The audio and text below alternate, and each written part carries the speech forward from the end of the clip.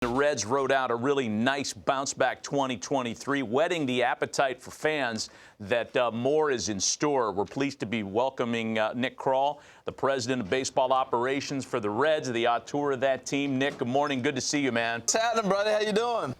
Good to see you guys as well.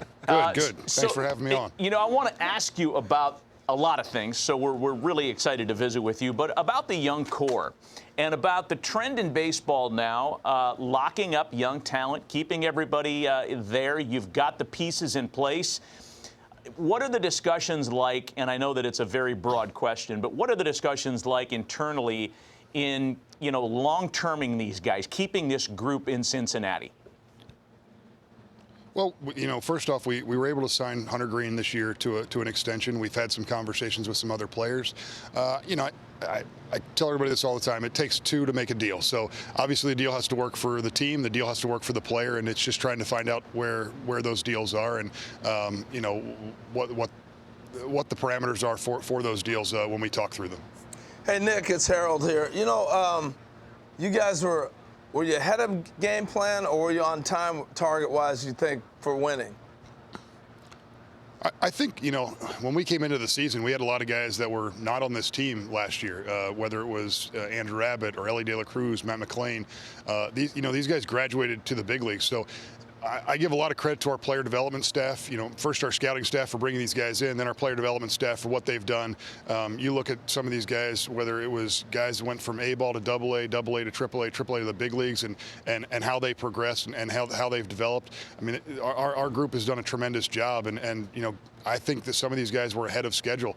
Andrew Abbott started in AA, dominated for 3 starts, and then was able to go to AAA, pitched really well, and just continued that through the big leagues. So obviously, if he was a guy that we thought was going to be a biggest part of our club as he was, we would have had him on the club at the beginning of the year. But we thought he needed to go to AA. Matt McLean, another guy, he struggled in the second half of 22 in AA, went to the fall league, grinded through it, and came to spring training and just really showed his progress. And that it is a big testament to our player development staff of what they've done and how they've helped those guys progress.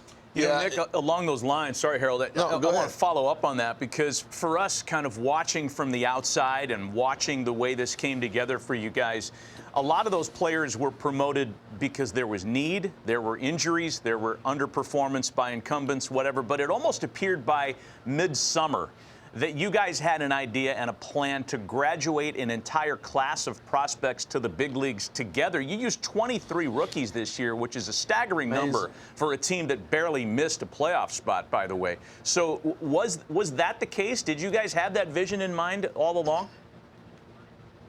Yeah, we thought that coming in, guys, like some of these guys were going to graduate, whether it was the second half of the year, end of the season, and, but at the end of the day, they pushed themselves. You look what Matt McLean did in AAA to get a call-up in May as opposed to a call-up in June or July. He earned that. Andrew Abbott earned that at the beginning of July. Ellie started the year on the injured list in AAA. And then he came up, he struggled at the beginning of AAA, and then really made some adjustments to take a lot better at-bats, and he got himself to the big leagues because of the at-bats he took and what he did.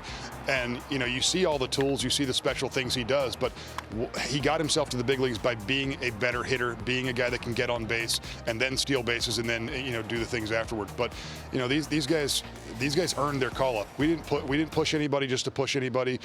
Noel V. Marte is a guy that I honestly thought would stay the whole year in the minor leagues, and he came up at the end of the year. He dominated AA in a league that was a pitcher-driven league. He went to AAA and played better. He came to the big leagues and really excelled there too. So these guys all earned it. We didn't push guys just for need. We made sure that these guys were earning it along the way, and once they earned that call-up, they really excelled. Yeah, no, your club is so exciting to watch, and I got a couple questions for you. One with De La Cruz. How tempting was it to really want to get him to the big leagues? When you see the talent, and you just talked about the maturation, how long the adjustments he made, but when was the first time you're drooling over him going, man, I got to get this kid to the big leagues? Probably 3 years ago. He was we saw him in A-ball, and he did things that you saw on a baseball field that was incredible. Now, with that said, getting him to the big leagues, I think it was all about he had to continue to improve. I think that's the biggest thing with the minor leagues. He's 21. You need these players to improve, and he really he made strides from A-ball to AA to AAA, AAA to the big leagues, and now it's guys, maybe figured him out a little bit. Now it's trying to figure out how to adjust back and make those adjustments at the big league level. But, the talent, you saw it right when you saw him 3 years ago when I first saw him in Daytona.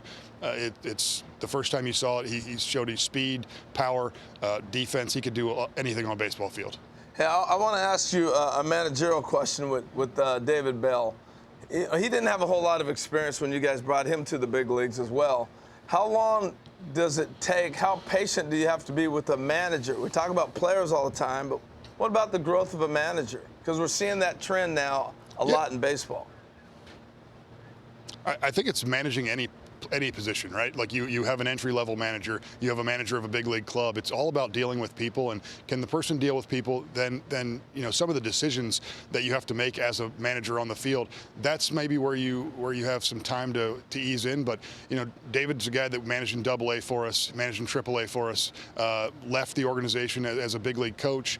He was a farm director for the San Francisco Giants, but he managed people for a decent amount of time before coming over here. So you know what it's like when you have a good manager. I look back to Dusty Baker, and Dusty was one of the best managers of people I've ever seen in Major League Baseball, and just watching what he can do. And being able to manage people is the skill that you need, and then everything else is, hey, you learn this, and I think that you continue to learn. I had a boss when I first started that gave me some advice that I asked for, and he said, I said, what advice could you give somebody trying to get into the game? And he said, I know less now than I thought I knew when I got in.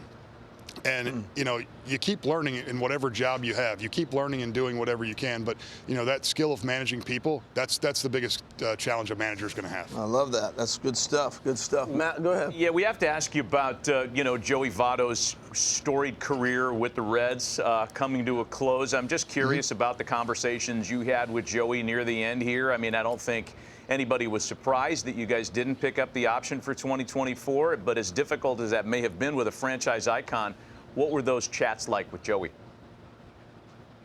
Yeah, I think my first conversation about, obviously the option was looming in spring training. So we had a couple conversations in spring training, just general, nothing specific. Had a couple conversations, more general throughout the course of the season with where he was injury-wise, and when he came back, he really excelled. And but for us at the end of the season, you saw some of the players come up to the big league level, and at the end of the day, we just didn't have the at-bats. And for a guy that's I look at him as a guy that's going to go to the Hall of Fame with a Reds cap. He's a tremendous person, player. What he does, what he's done off the field in the Cincinnati community, what he's done as an ambassador for the game, and then obviously he's been a great player.